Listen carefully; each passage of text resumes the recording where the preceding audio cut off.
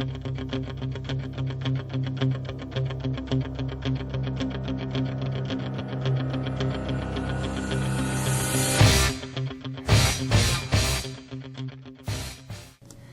to Eye on the Tigers News. I'm Ashley Clement.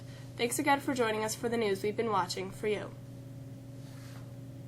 Republicans are struggling to get their story straight, as President Donald Trump's Homeland Security Secretary became the latest GOP official to offer an inconclusive version of a meeting in which Trump is said to have used vulgar remarks that have been criticized as racist.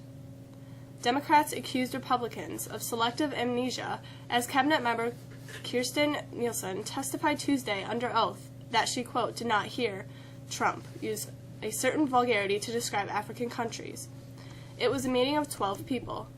There was crosstalk, she explained, at a congressional hearing, but she didn't dispute the president was using tough language. Under persistent questioning, Nielsen said she didn't recall the specific language used by Trump. Former White House chief strategist Steve Bannon on Tuesday refused to answer a broad array of queries from the House Intelligence Committee about his time working for President Donald Trump, provoking a subpoena from the panel's Republican chairman. The development brought to the forefront questions about White House efforts to control what the former advertiser tells Congress about his time in Trump's inner circle, and whether Republicans on Capitol Hill would force the issue. The congressional subpoena came the same day. The New York Times reported that Bannon, a former far-right media executive and recently scorned political adversary of the president's, has been subpoenaed by special counsel Robert Mueller to testify before a federal grand jury. President Donald Trump performed exceedingly well on a surprise cognitive screening test administered last week, his doctor said Tuesday, as the White House continued to bat back questions about the president's mental fitness for office. Navy doctor Ronnie Jackson, who administered Trump's first presidential physical last week, said Trump received a perfect score on a test designed to detect early signs of memory loss and other mild cognitive impairment. He also reported the 6'3" president weighed in at 239 pounds, 3 pounds heavier than he was in September 2016. The last time Trump revealed his weight to the public. That number puts Trump on the cusp of, but just under the obesity mark. Japan's public broadcaster mistakenly set an alert Tuesday, warning citizens of a North Korean missile launch and urging them to seek immediate shelter, then minutes later corrected it, days after a similar error in Hawaii. NHK Television issued the message on its internet and mobile news sites, as well as Twitter, saying that North Korea appeared to have fired a missile at Japan. It said the government was telling people to evacuate and take shelter. The false alarm came just days after Hawaii's Emergency Management Agency sent a mistaken warning of a North Korean missile attack to mobile phones across the state, triggering panic. The South awoke on Wednesday to a two-part Arctic mess. First came a thin blanket of snow and ice, and then came below zero wind chills. We, too, woke up to some snow, but not from the coastal storm. Ours came from the Big Lake. What can we expect for the rest of the week? Here's Matt with the weather.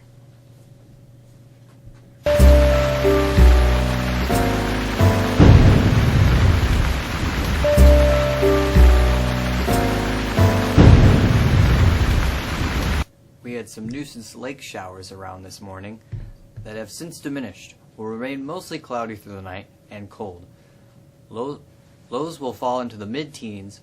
We return to some scattered showers for Thursday morning, again followed by cloudy skies and high temps in the upper 20s. The next chance to see some sunshine isn't until Friday, as a high-pressure system heads our way. Highs will inch above the freezing mark. Early data is coming in that shows some even warmer temperatures are on the way for Saturday into Sunday, with the chance for some ice Sunday night. That's the forecast. I'm Matt.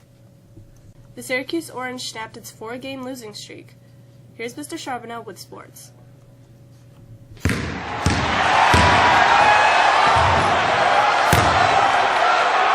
It was ugly, but it was a win. Syracuse's 59-45 win over Pittsburgh snapped a 4-game losing streak and avoided the first 5-game losing streak in Jim Boeheim's tenure at Syracuse.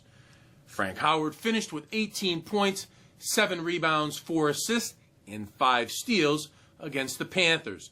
Now the Orange, they're off until next week when they host Boston College on Wednesday. Watch out, New England. Here comes Saxonville. Get ready, Philly. The Vikings are sailing into town. Tom Brady and the big game tested Patriots, well, they square off against the sack-happy Jacksonville Jaguars next Sunday in the AFC Championship game in Foxborough, Massachusetts, with the winner headed to Super Bowl in 2.5 weeks. Now, over in the NFC, Nick Foles and the resilient Philadelphia Eagles, they host Case Keenum and the surprising Minnesota Vikings in a matchup of teams that overcame losing their starting quarterbacks earlier this season. The Vikings, they open up as a 3.5-point favorite against the Eagles, while the Patriots open up favored by 9.5 points in their game. Being here is nothing new, of course, for New England, which has advanced to the Super Bowl in 3 of the past 6 seasons. For fresh-faced Jacksonville, however, this is all rare territory. Locally, Mexico Wrestling, they host rival Phoenix tonight in a key matchup. Wrestling begins around 6:30. That's a quick look at sports. I'm Michael. You have a great day. Junior and senior boys may sign up in the main lobby near the practice schedule to play in the junior/senior boys volleyball game on February 8th. Winner of the matches will play a faculty team. Do you have a special skill or talent? Sign up to audition for the variety show. We're looking for all kinds of acts. Auditions are January 29th to February 14th. Sign-up sheets are outside Sierra Bush's room 112. Do you have a coat or jacket that you no longer use? Do you have gloves or boots that you can donate? The Mexico National Honor Society is collecting gently used winter apparel for donation to those in need. Please bring any articles to Student Services for collection. Seniors, please make sure you are going online to apply for Dollars for scholarships. Complete your profile and make sure you click on My Scholarship to match to Mexico Academy and Central School District specific scholarships. Only students with complete and submitted applications will qualify for any DFS awards.